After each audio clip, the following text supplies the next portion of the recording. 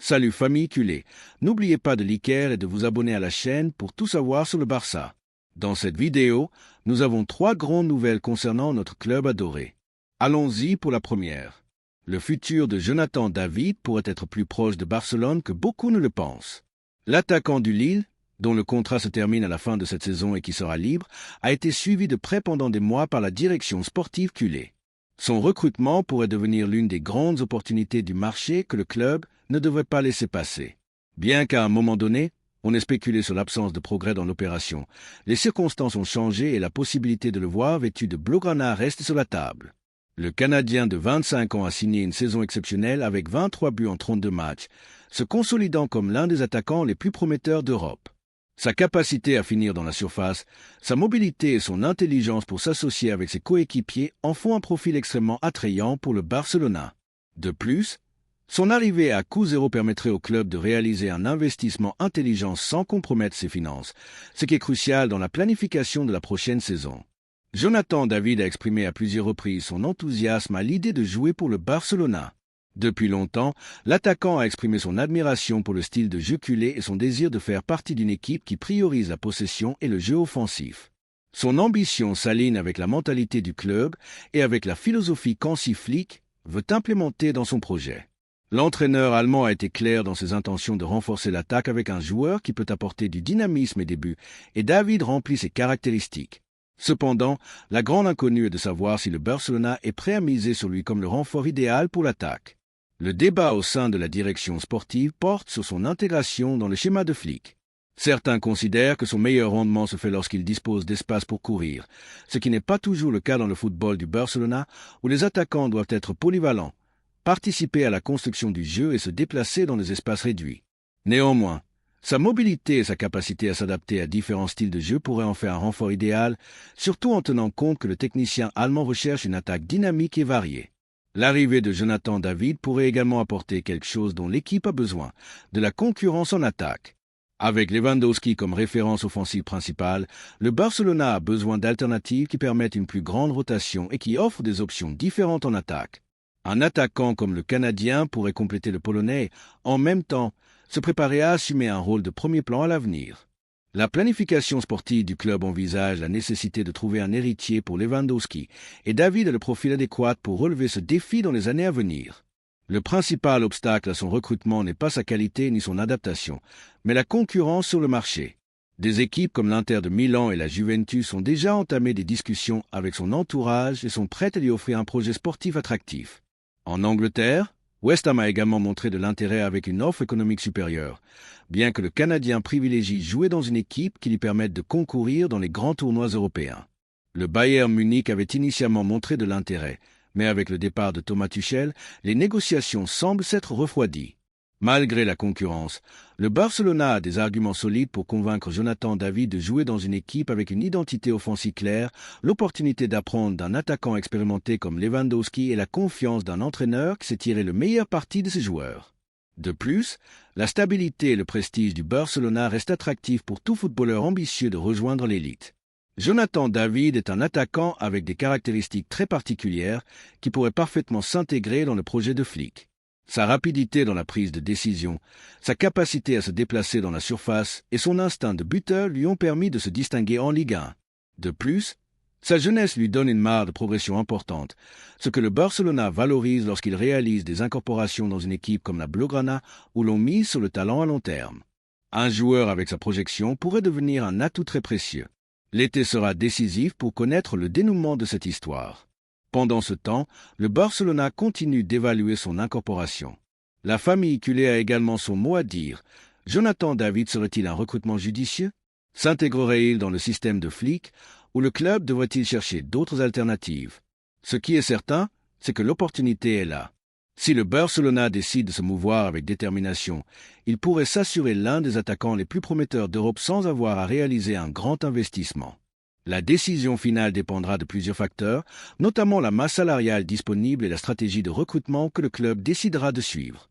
Actuellement, la direction sportive est concentrée sur le renforcement de plusieurs positions clés et la priorité sur le marché sera d'équilibrer l'effectif avec des joueurs qui apportent un rendement immédiat.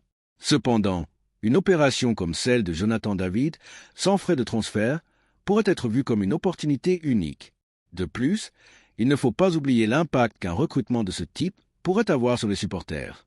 L'arrivée d'un jeune attaquant avec une soif de titre et une envie de réussir au Barcelona générerait de l'enthousiasme et augmenterait la concurrence interne dans l'effectif. Flick a été clair sur le fait qu'il veut une équipe avec des alternatives à chaque position, et avoir David en attaque pourrait apporter un souffle nouveau à l'attaque culée. D'un autre côté, le style de jeu du Canadien lui permettrait de se compléter avec des joueurs comme Dembélé et Rafinha sur les ailes. Sa capacité à jouer dans différentes zones de l'attaque lui confère une polyvalence qui pourrait être très utile pour Flick lors de la planification des matchs. Maintenant, la grande question est, le Barcelona devrait-il accélérer les négociations et miser sur son recrutement? La possibilité est là, et bien que la concurrence soit forte, l'attrait du club blaugrana reste un facteur déterminant. La famille culée, toujours exigeante avec les recrutements, aura son propre avis sur l'incorporation du Canadien. Aimerait-elle le voir dans l'équipe la saison prochaine? Serait-il la pièce manquante dans l'attaque de Flick? Les prochaines semaines seront clés pour connaître la réponse. La deuxième nouvelle concerne une décision importante au club. Le banc du Barcelona pourrait être le théâtre de retrouvailles très attendues. Selon des sources proches du club, Hansi Flick a demandé à la direction sportive l'incorporation de Kingsley Coman, un ailier français qu'il connaît parfaitement de son passage au Bayern Munich. L'arrivée de Coman au Barcelona ne renforcerait pas seulement l'effectif, mais serait également un coup stratégique dans la planification de l'équipe qui cherche à renforcer son attaque avec des joueurs de premier niveau pour concourir dans toutes les compétitions. L'ailier français a été un joueur déterminant dans l'élite du football européen, se distinguant par sa vitesse, sa capacité de débordement et son intelligence dans le 1 contre 1. Ce n'est pas un hasard s'il a marqué le but qui a donné la Ligue des Champions au Bayern en 2020 sous la direction de l'actuel entraîneur culé. Ce lien entre les deux pourrait être déterminant pour convaincre le joueur que son prochain pas devrait être au Barcelona, où il trouverait un environnement idéal pour exploiter au maximum son talent. L'intérêt du Barcelona pour Coman n'est pas nouveau. Depuis des années, l'ailier a été dans l'orbite du club catalan, mais les circonstances adéquates pour concrétiser son recrutement ne se sont jamais présentées. Lors des derniers mercatos, l'opération a été freinée par les difficultés économiques du club. Mais maintenant, avec Flick aux commandes, la situation a changé. La direction culée explore des formules pour rendre viable son incorporation, sans compromettre les finances de l'institution. Flick connaît bien Coman et sait comment tirer le meilleur parti de ses qualités. Durant son passage au Bayern, il lui a donné un rôle fondamental dans son schéma et le joueur a répondu par de grandes performances. La connexion entre les deux est indéniable et si le recrutement se concrétise, le Barcelona ajoutera un footballeur qui comprend parfaitement la philosophie de jeu de l'entraîneur et qui s'adaptera rapidement au style de l'équipe. L'expérience de Coman dans des compétitions de premier niveau serait également un plus pour un vestiaire où de jeunes talents comme Dembélé, Pedri et Gavi cherchent à continuer de grandir. Le club catalan a clairement besoin d'un renfort de niveau sur l'aile. Bien que Dembélé ait démontré être l'une des plus grandes promesses du football mondial, la présence d'un joueur expérimenté comme Coman pourrait aider à doser les efforts du jeune talent et lui permettre de continuer à évoluer sans la pression d'être la seule référence sur l'aile droite. De plus, le Français peut également jouer sur l'aile gauche, ce qui apporterait une polyvalence très précieuse en attaque. Cependant, l'opération ne sera pas simple. Le Bayern Munich n'est pas disposé à se séparer facilement d'un joueur aussi important, et son contrat avec le club bavarois est toujours en vigueur. Selon des médias allemands, le Bayern ne serait disposé à négocier qu'à un montant supérieur à 50 millions d'euros, une somme considérable mais que le Barcelona pourrait affronter avec une bonne gestion de ses ressources. La clé résidera dans la volonté du joueur et dans la stratégie que la direction sportive mettra en place pour rendre viable son arrivée sans déstabiliser l'économie du club. Depuis le vestiaire culé, la possible arrivée de Coman génère de l'enthousiasme. Des joueurs comme Lewandowski, qui ont coïncidé avec lui au Bayern, connaissent sa qualité et ce qu'il peut apporter à l'équipe. De plus, son style de jeu s'adapte parfaitement à la philosophie du Barcelona. C'est un footballeur qui s'associe bien avec ses coéquipiers, qui a une grande capacité de débordement et dont la mentalité compétitive en fait d'un joueur clé dans les matchs importants. Un autre facteur qui joue en faveur du Barcelona est le désir de Flick de construire une équipe à sa mesure. L'entraîneur allemand a été clair sur le fait qu'il veut des footballeurs avec lesquels il se sent à l'aise tactiquement, et Coman est l'un de ces joueurs qui comprennent parfaitement ses idées. Avec son arrivée, l'équipe gagnerait en verticalité, explosivité et profondeur, quelque chose que l'entraîneur a demandé depuis son arrivée. La question qui se pose maintenant est de savoir ce que pense la famille culée de ce possible recrutement. Coman est un joueur au talent indiscutable, mais son historique de blessures génère quelques doutes. Cependant, Lorsqu'il est en pleine forme, c'est un footballeur déterminant qui peut faire la différence dans n'importe quel match. Serait-il un bon pari pour le Barcelona? Est-il le renfort idéal pour accompagner Dembélé et dynamiser l'attaque culée? Le prochain été sera clé pour définir l'avenir de Coman. Si le Barcelona décide de miser sur lui, ce sera un signal clair que le club est prêt à entourer ses jeunes étoiles de joueurs confirmés et de qualité. La concurrence pour son recrutement ne sera pas facile, mais avec Flick sur le banc, le Barcelona a un argument très solide pour convaincre l'ailier français que son avenir est au camp. La famille culée aura le dernier mot. Veulent-ils voir Coman vêtu de blaugrana la saison prochaine? D'autre part, le Barcelona devra également évaluer comment Coman s'intégrerait dans la structure économique du club. Ces dernières années, l'entité a dû être très prudente avec ses investissements en raison de la nécessité d'équilibrer ses comptes. Cependant, la direction travaille sur diverses stratégies pour pouvoir réaliser des recrutements de haut niveau sans compromettre l'avenir financier du club. L'une des options envisagées est la vente de certains joueurs qui ne font pas partie des plans de Flick, ce qui permettrait de libérer de la masse salariale et de générer des revenus pour réaliser des opérations comme celle de Coman. Un autre aspect à considérer est la concurrence qu'il pourrait y avoir pour l'ailier français en Premier League. Plusieurs clubs ont montré de l'intérêt pour lui, et le Bayern ne verrait pas d'un mauvais œil une vente si l'offre est attractive. Cependant, le facteur Flick pourrait être clé pour faire pencher la balance en faveur du Barcelona. Si Coman décide de franchir le pas et de retravailler avec son ancien entraîneur, l'équipe blaugrana pourrait devancer d'autres prétendants et conclure un recrutement qui élèverait le niveau de l'effectif en vue de la prochaine saison. Le marché des transferts s'annonce passionnant et le Barcelona se déplace avec intelligence pour renforcer son équipe de la meilleure manière possible. L'arrivée de Coman serait un renfort de luxe et une démonstration claire que le club continue de miser sur des footballeurs de premier niveau pour construire un projet gagnant. Maintenant, la grande question est, la direction culée parviendra-t-elle à concrétiser ce recrutement? La famille culée commence déjà à rêver de la possibilité de voir Coman vêtu de blaugrana. La troisième nouvelle concerne une possible bombe au Barça. Le Barcelona se trouve à un moment clé dans les bureaux avec la résolution imminente de 2 cas qui pourraient marquer la planification sportive du club dans les prochains mois. L'avenir immédiat de Dani Olmo et Pau Torres est entre les mains du Conseil supérieur des sports, organisme qui devra rendre son verdict avant le dimanche 6 avril sur le recours en révision présenté par l'entité blaugrana. Le club défend que les deux footballeurs ont été injustement exclus du registre officiel par la Liga et la Real Federación Española de Football, et espère une résolution favorable qui leur permette de continuer dans l'effectif sans inconvénient.